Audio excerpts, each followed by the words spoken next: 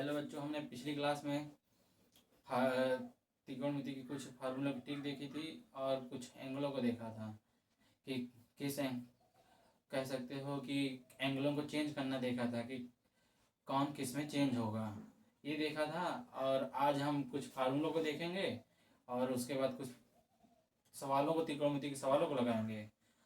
चलो तब तक फार्मूलों को देखते हैं, उसके बाद हम सवालों को बताते हैं।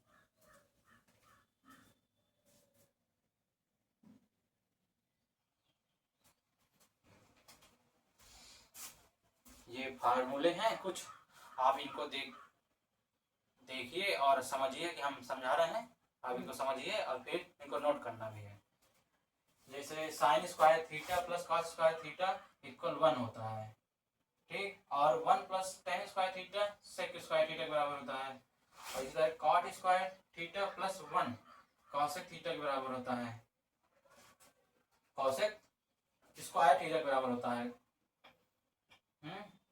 Cot square theta plus 1 cosec square theta के बराबर होता है। ये तो फार्मूले हैं। और एक हमने बताए थे कि sign square theta 1/cos theta के बराबर होता है। साइन थीटा बराबर 1/cosec थीटा होता है। और cosec थीटा बराबर 1/sec थीटा के बराबर होता है। और tan थीटा 1/cot थीटा के, मतलब कि साइन थीटा का मान cosec थीटा की वैल्यू के उल्टा होता है। मतलब कि जैसे cosec की वैल्यू 1/2 आई है तो साइन की cosec का क्या कहते हैं, cosec थीटा की वैल्यू, cosec थीटा की वैल्यू 1/2 है, तो साइन थीटा की वैल्यू क्या होगी, इसकी उल्टी, मतलब दो हो जाएगी। ऐसा भी कह सकते हो। और ऐसा भी कह सकते हैं कि साइन थीटा की वैल्यू 1/2 है तो cosec की 2 हो जाएगी। मतलब कि इसका उल्टा भी हो सकता है और इसका भी।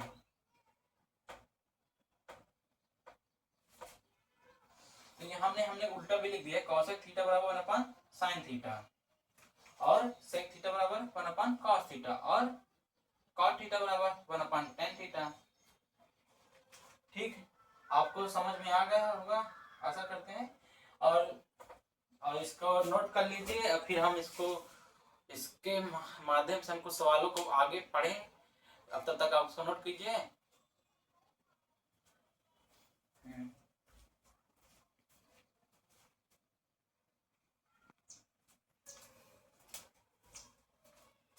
आपने फार्मूला को नोट कर लिया होगा। जिस नोट नहीं कर पाए तो वीडियो को रोक के बैक करके पीछे जाके आप उनको नोट कर लीजिए। अब हम सवाल बताने जा रहे हैं, आप सवालों को देखिए और अच्छे से समझिए। जहां ना आए आप हमें बता भी सकते हैं, कमेंट में लिख सकते हैं।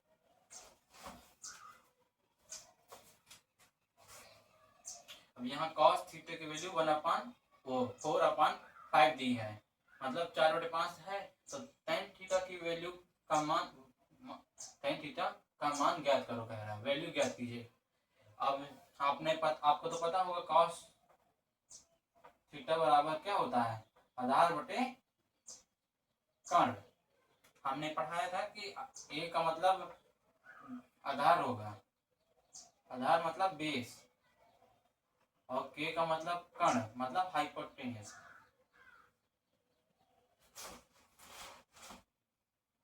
तो अब यहाँ पे a की वैल्यू कितनी दी है, 4 और मतलब 4, और k की वैल्यू 5। हमें a और k दिया हुआ है, मतलब आधार और कर्ण दिया हुआ है।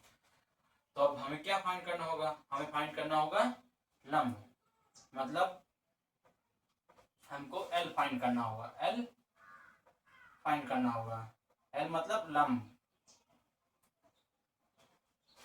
लंब फाइंड करना होगा। तो लंब फाइंड करने के लिए एक फार्मूला होता है, पाइथागोरस प्रमेय के माध्यम से हम इसको फाइंड करेंगे। पाइथागोरस प्रमेय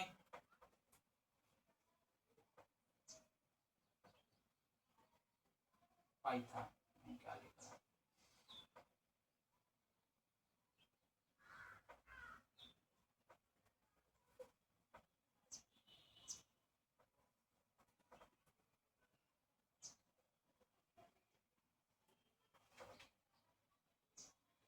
होती है कण का स्क्वायर बराबर लंब का स्क्वायर प्लस आधार का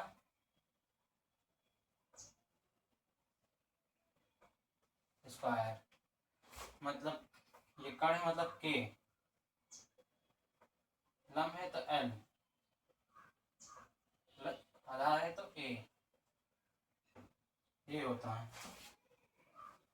तो हमें किस किस की वैल्यू दी हुई है, यहाँ पे देखो के की वैल्यू दी हुई है, तो मतलब के की वैल्यू कितनी है 5, एल की वैल्यू हमें फाइंड करनी है तो उसको ऐसे रहने दो, और प्लस ए की वैल्यू दी है 4,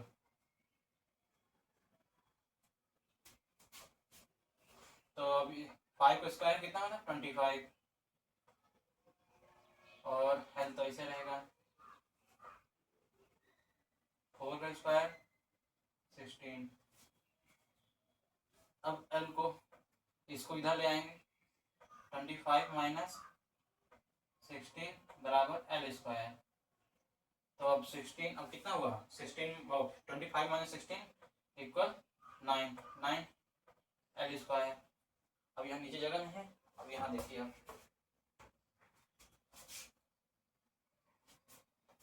दिख रहा है आपको, रुकिए थोड़ा देखते हैं दिख रहा है, दिख रहा है।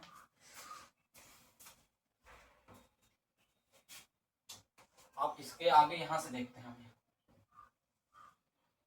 ये एल स्क्वायर बराबर 9, तो एल ऐसा भी कर सकते हैं, दोनों पक्षों का लिख दें, दोनों पक्षों का वर्गमूल लेने पर, दोनों पक्षों का वर्गमूल लेने पर,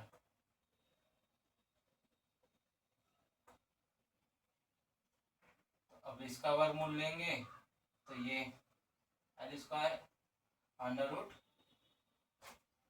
में एल स्क्वायर हो जाएगा, और इधर अंडर रूट में 9 हो जाएगा, तो एल इसका तो एल हो जाएगा, और इसका 9 का मतलब 9 का वर्गमूल लेंगे तो 3 आएगा, मतलब हमें एल की वैल्यू कितनी मिली 3, एल की वैल्यू 3 मिली। तो अब हम आसानी से टेन थीटा की वैल्यू फाइंड कर सकते हैं।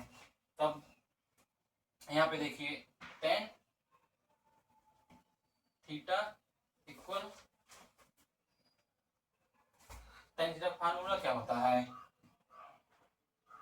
लंब बटे आधार,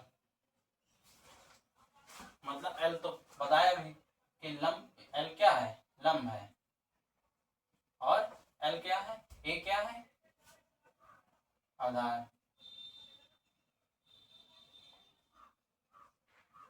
तो अब हमें एल तो दिया हुआ है,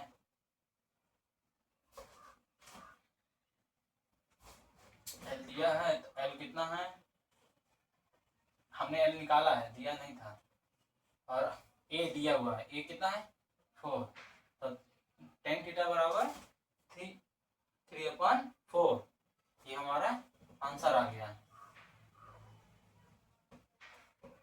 आंसर आ गया है। आपको समझने में किसी प्रकार की दिक्कत हो रही हो तो कमेंट में लिखिए कि सर आप समझने में थोड़ा दिक्कत हो रही है, कमी है, तो हम उस कमी को दूर करेंगे और अपने में सुधार का प्रयास करेंगे।